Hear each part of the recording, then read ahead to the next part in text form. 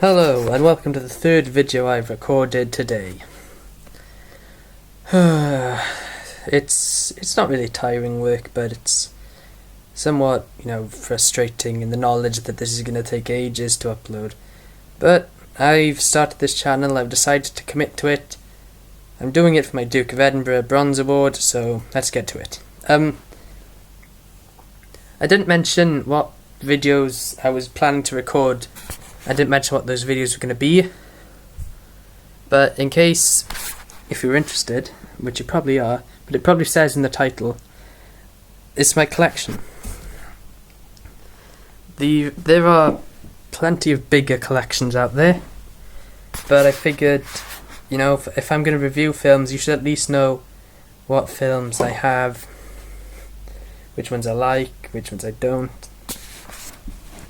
And I'm not going to go in depth with the films. I'm just going to say whether I like them or not. If there's anything to say about them I have to say, I will say that. But anyway, first off we'll start with Blu-ray. As far as Blu-ray go, I've kind of said to myself now not to get Blu-ray unless it's sort of a more iconic, more classic title, a more famous one. But I already kind of broke that rule when I got Seven Psychopaths. Because it looked really cool, and yeah. So as you can probably see from here, I'm just going to do a quick run through them all. Back to the Future films.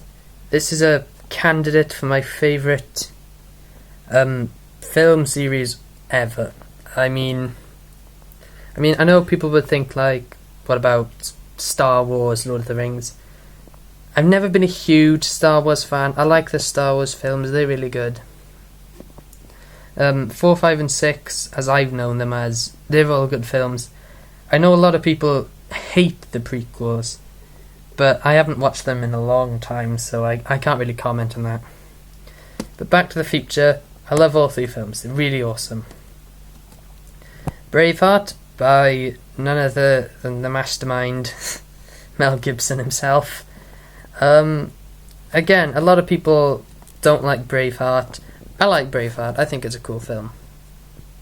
Gladiator, again, I've always sort of figured Gladiator and Braveheart to be somewhat similar. I don't know why. I think it's just because they all have like a really manly lead character, with Mel Gibson as Braveheart and Russell Crowe as Maximus. I don't know why, but I always figure them to be similar, even though they're really not that similar. Inception. Well, yeah, I really do like Inception. It's not like, I wouldn't really call it a candidate for a favourite film of mine, but I really did like it. And yeah, like I said, I'm not being too detailed about this.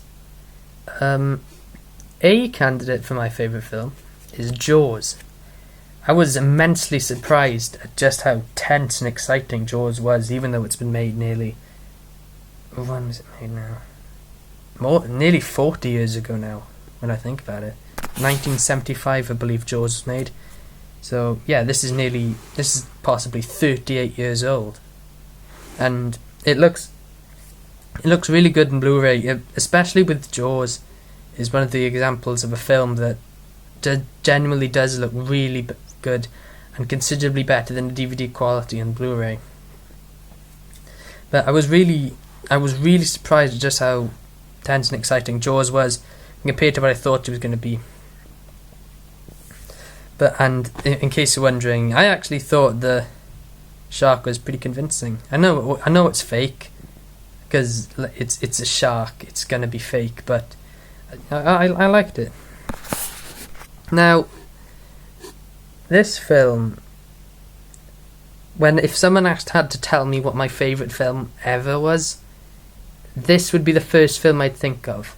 But thinking about it, in the long run, I would probably have a whole list of films I could pick. But if people ask me, this is the one film that people I'm most likely to get as my answer.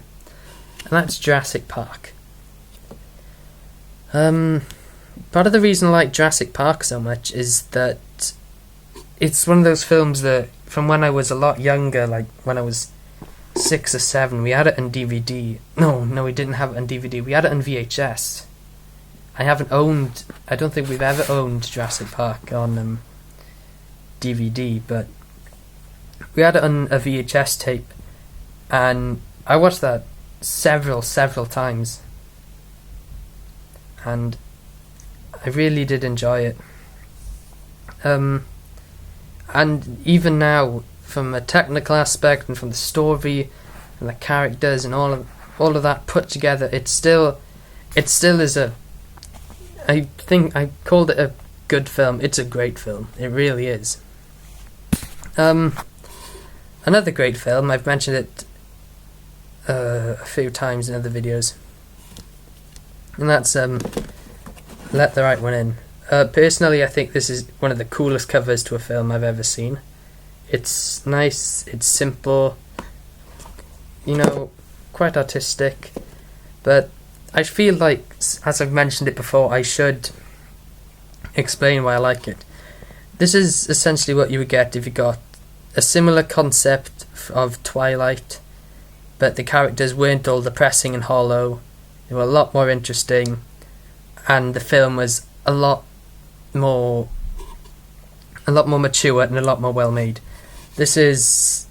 Don't be fooled by the 15 title. There's some rather grim stuff going on in this. It also has easily one of my favourite practical and special effects in it. That's a full body burn. I'm always impressed whenever I see a film where somebody is completely on fire. That's a little bit weird to say, but it really does impress me. And from a technical aspect, and from the aspect of the story and the characters, Let the Right One In just nails it all perfectly. Wow, this is 7 minutes in and I'm not even I am about halfway through the Blu-rays, and I still got all those DVDs left to cover. But anyway, Prometheus, what am I on about? Sorry. Right, back on track now.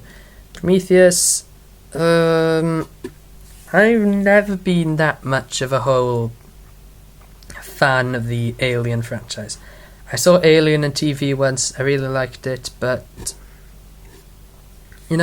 as far as Prometheus goes, I can't really comment on whether it was good as far as adding to the Alien sort of mythology goes. I like Prometheus as a film on its own.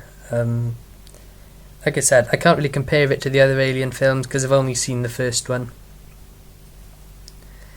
I know a lot of people have issues with the plot and they leave a lot of questions unanswered, but even with the Blu-ray release and the fact that questions will be answered, I'm still none the wiser about anything. Easily, of all the films that I've watched so far this year, Seven Psychopaths could possibly be my favourite. And I've seen a lot of really good films this year. Pan's Labyrinth I saw for the first time. The Warriors I saw for the first time.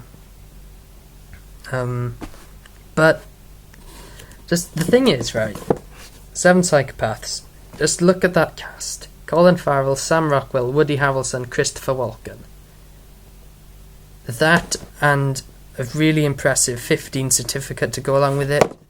That was enough to sell me completely with Seven Psychopaths. I knew very little about the plot, about the characters, but I bought it, I watched it, I loved it.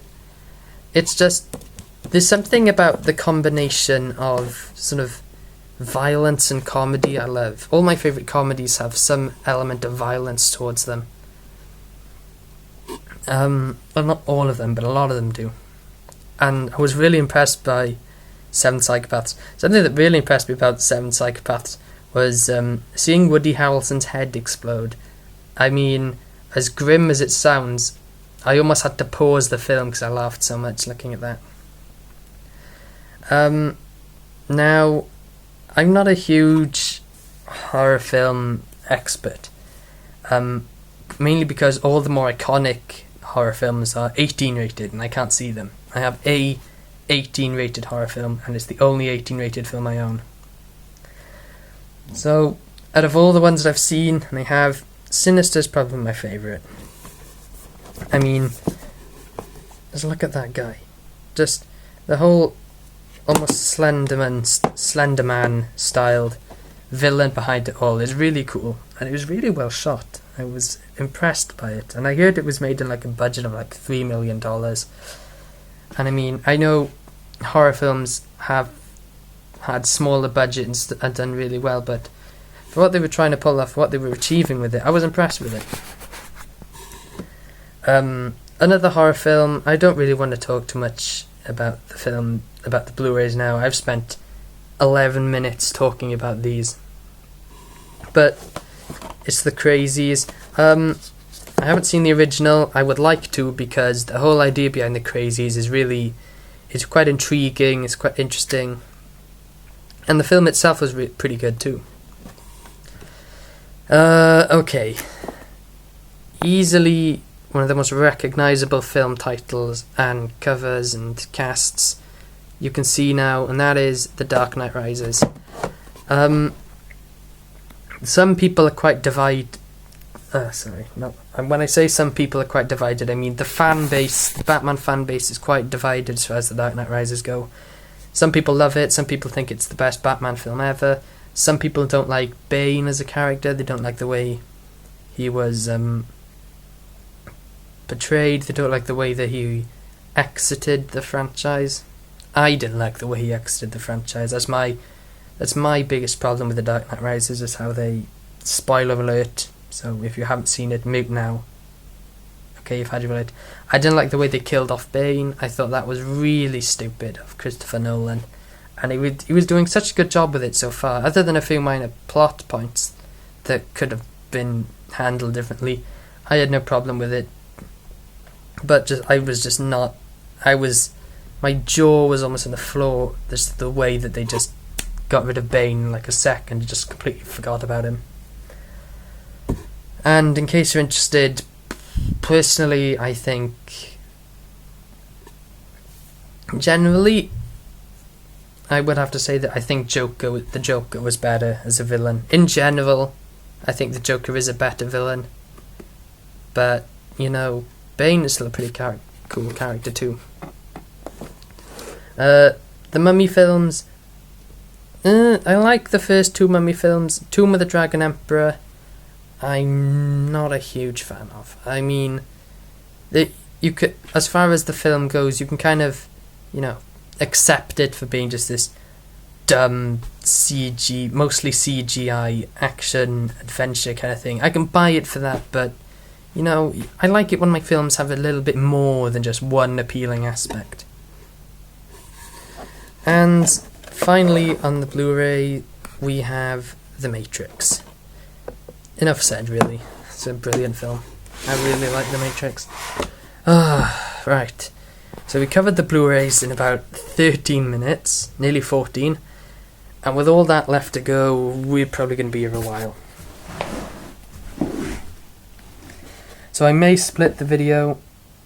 Actually, I will. So I will upload the Blu-ray part. I will do the other 3 Jaws as separate parts. So there can be quite a few videos going up now. But that is just a preview of what is to come.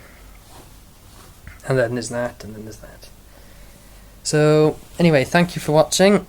I hope you have found what I've said to be interesting. If not, well, you know, whatever.